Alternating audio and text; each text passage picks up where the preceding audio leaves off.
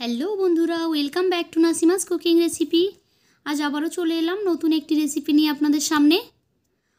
আজকে রান্না করব বাঙালিদের ভীষণ প্রিয় একটা খাবার, কাতলা মাছের কালিয়া। তাহলে চলুন শুরু করে দেওয়া যাক রেসিপিটি।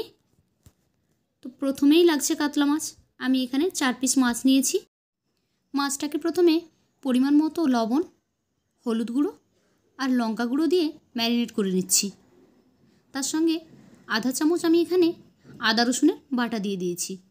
সবগুলো খুব ভালোভাবে হাত দিয়ে মিক্স করে নিয়ে মাছটা একটা সাইডে 5 মিনিটের জন্য রেখে দিচ্ছি। ততক্ষণে আমি গ্যাসে কড়াই বসিয়ে দিয়েছি। কড়াইটা গরম হতে তার মধ্যে দিয়ে দিলাম তেল। আপনি এখানে সর্ষে তেলও ব্যবহার করতে পারেন, আবার সাদা তেলও ব্যবহার করতে পারেন। তারপর ম্যারিনেট করা মাছগুলো এখানে দিয়ে দিচ্ছি ফ্রাই করে নেওয়ার জন্য।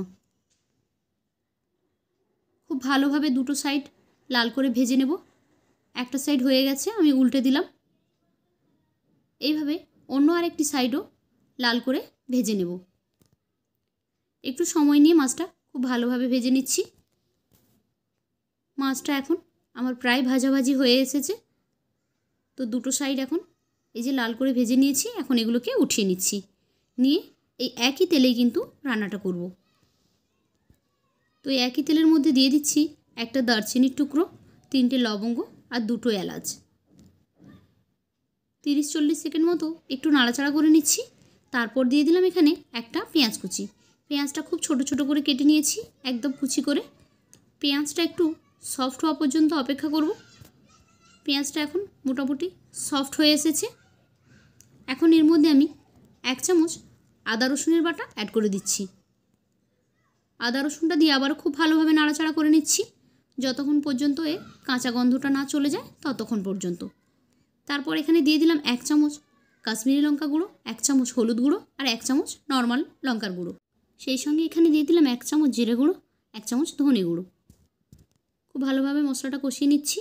তারপর এর সঙ্গে দিয়ে দিচ্ছি একটা টমেটো বাটা। এবারে মশলা আর টমেটোটাকে খুব ভালোভাবে আমি এখানে কষিয়ে নিচ্ছি, যাতে টমেটোর কাঁচা গন্ধটা একদম চলে যায় আর মশলা থেকে উপরে তেলটা ছেড়ে দেয়। 2 মিনিট মতো আমি এটাকে খুব ভালোভাবে কষিয়ে নিয়েছি।